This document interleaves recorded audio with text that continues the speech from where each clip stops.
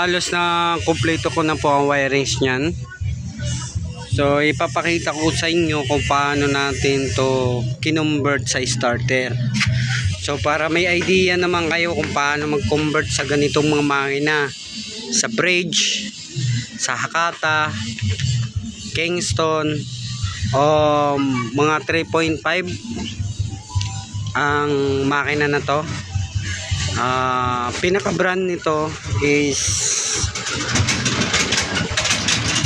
Coleman. So pwede siya sa pandagat, ano, may ano po siya, no, kamago na tinatawag sa amin. Ayan, oh. Yun. So wala po siyang kicker, ano.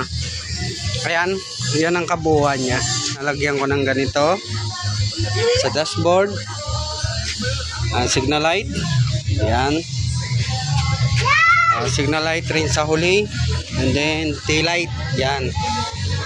Yan po ang mga dinagdag ko na detalye. Tangke, dinagay ko ng tangke. Ang tangke nito dati dito lang sa taas. Tapos nag-bricate ako ng lagayan ng ating battery. So dito na rin ang starter relay natin, horn relay. Yan, horn, starter. Dito ako na medyo natagalan sa machine shop kasi maraming trabaho. So ang ginawa ko,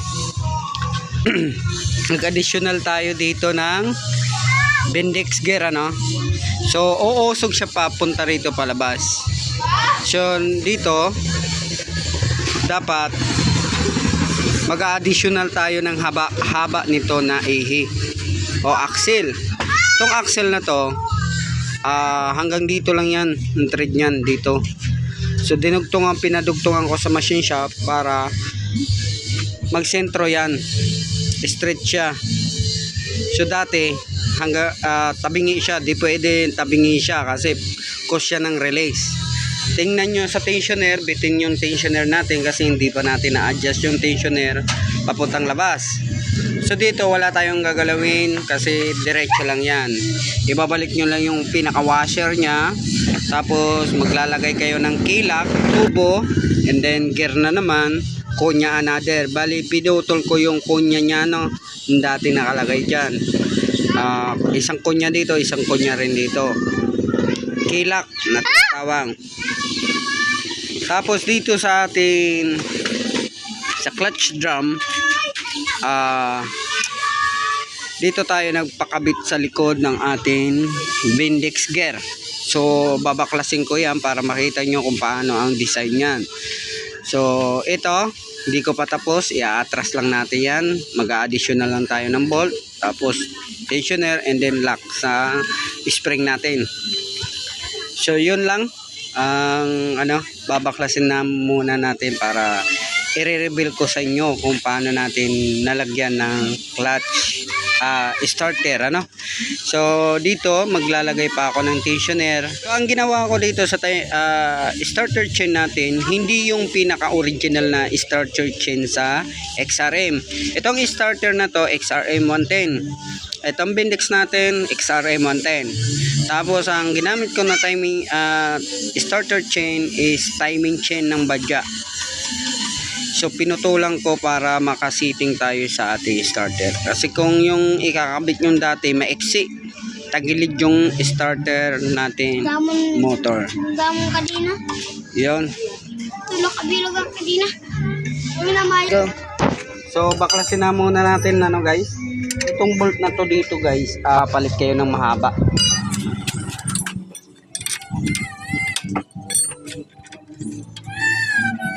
Nagasiksad siya, dili ala dili bala tagpas.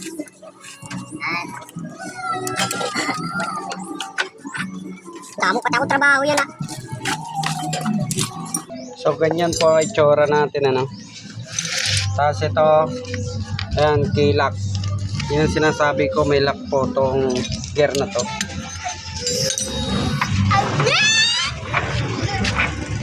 Lock yan. Tapos ito sinasabi ko guys, ang Bendix linagay natin sa likod, yan. Tapos ito ang ano niya, starter, yan.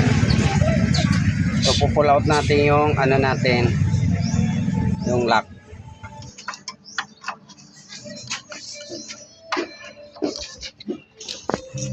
So, bali, ginawa natin dito, ginawa ko dito guys. Ito dati ang laman nito is stick bearing. Pinalitan ko siya ng bushing. Yan, bushing na siya, no? Kasi nga, kailangan yung bushing natin tatama dito. Tapos, tatama rin dito. Yung parang ganyan yung itsura niya, babangga.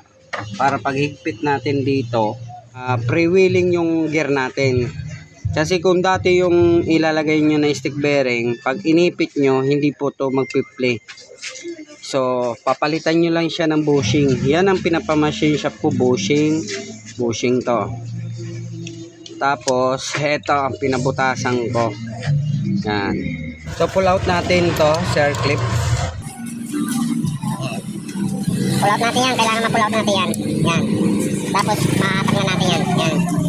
Tapos, may circlet pa yan. Pero, babaklasin ko para sa inyo, no? Kung paano natin ginawa to. Pull out natin to, ano? O, medyo mahirap to. Kailangan nyo gumamit ng circle clip tools. So, ayan. Nabaklas na natin. Pinakamahirap to mabaklas, eh. Pero magagawa nyo paraan. Yan. Tagalin nyo to. Yan ang kapara niya, oh, sa loob, oh. Yan. Ang pinaka clutch lining niya. Yan. So ito pinagawa ko. Tatanggalin ko para sa inyo. Yan. Para kung mag-convert kayo ng starter, alam nyo na agad. Yan.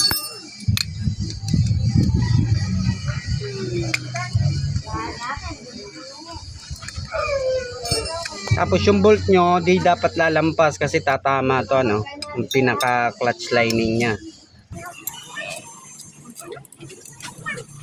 Ito ang pinapamachine siya.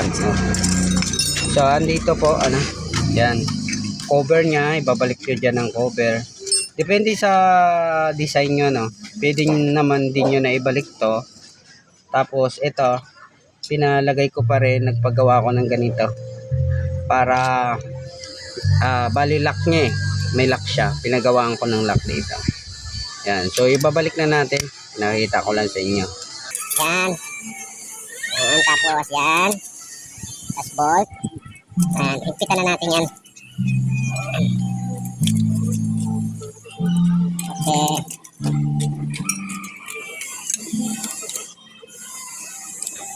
Stainless ang ginamit ko dyan na alin. Yung mga importante. Dapat sintro po siya, no? Yan na, mahigpitan ng todo. Kasi mahirap na kumalas. Itong karamihan na, kumakalas, ano? Cancel mo muna. Hanggang nagahigpit. Guys, mahigpit na, no? So, kailangan hindi lampas siya dito. Yan. Kasi tatama yan. So, ganito ang fitting yan, ano? Yan ito yung itsura niyan.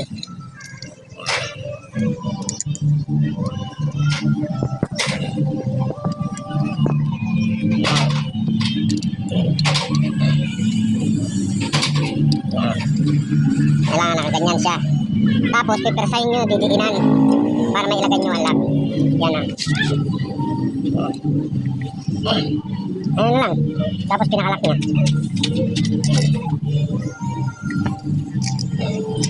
Tapos double paluin nyo lang para bumaon yung lock natin.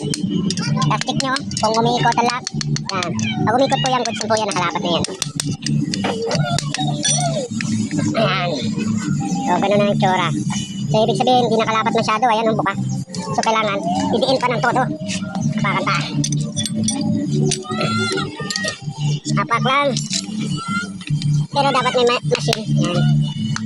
Yun. Wasak na. Ayan. Hindi na siya buka. So, check nyo yan, ha. Lagi. So, yan ang pinaka-importante sa lahat. Yung pinaka-circlet niya, lock niya.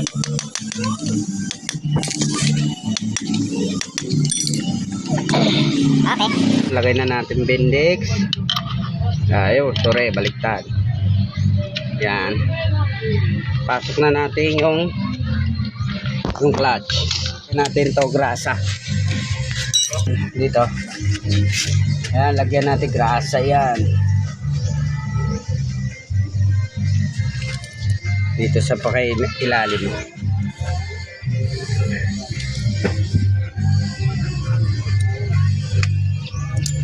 So, ang details, di pa to talaga kompleto sa detalye kasi maglalagay pa tayo ng tensioner sa starter, cover.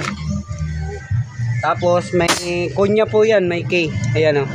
Dito niya yan itatama o. Yan o. Kaya ikot-ikotin nyo lang. Pag kumagat na siya, yun na yun. Lagyan muna natin ito. Para kumagat. Yun. Yun o. Lumikit na sa kunya. Saka na natin ilagay yung starter. Starter chain. DIY rin tong starter chain natin ano, sa timing chain ng badya. Mas matibay pa yung sa badya kasi makapal. Yun. So ayan o. Makikita nyo pre-wheeling mamaya yan o. Ayan o. Makikita nyo nagpapaiwan. Ayan o. Yun ang purpose ng bushing natin. Lock dito. Lock. Yun. Lagay na natin lock. Sunod ito. Ayan. Ayan. May circlip din yan dito. So, sasabay na natin lagay yung key. Lagay natin ang key. Key lock. Ayan. Tapos, kadena. Titingnan natin ang kadena kung pasaan. Yan, tama to.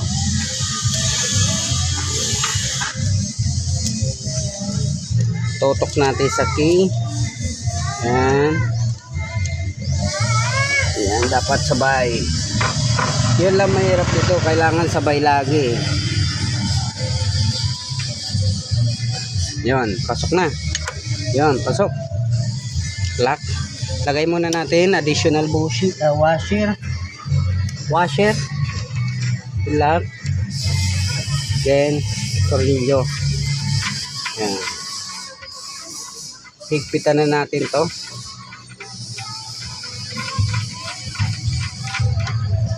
Tapos lagay tayo circlip dito. Yun. So ganun lang ka-easy ano. Higpit dito, ayan. So ganun lang yan. So makikita nyo, pre-wheeling siya dito. Pag binirit nyo na, pag umandar na ng makina, kakapit siya dito. Parang style ko scooter ano. Tapos dito lock.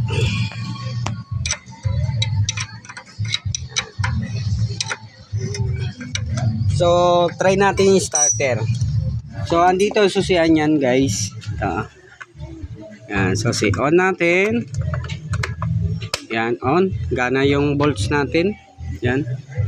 Tapos dito. Wala pa to, guys, gasolina, guys, ano. Papakita ko lang yung paggana ng starter natin. Yan. Kaya niya i-drive type L. Kaya na i-drive ang makina na to sa battery na to.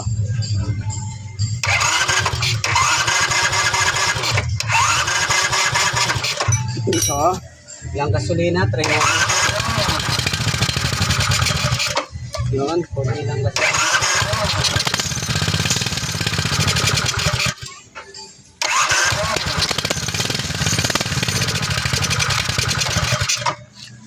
So, nakita nyo, nag-start na siya. Wala lang gasolina. So, ito naman ang trabahoin. At saka, guys, pasensya na. Bihira na ako makakapag-upload ng mga videos kasi pati mga kotse tinatrabaho ko na ngayon, medyo marami. Wala na akong time na makapag-videos kasi wala akong cameraman. So marami pa tayong gagawing mga videos na kalaman. Tuturuan ko kayo kung paano natin i-set up yung wiring. So ito pala, guys, ipapakita ko sa inyo. Ginamit ko dito XRM.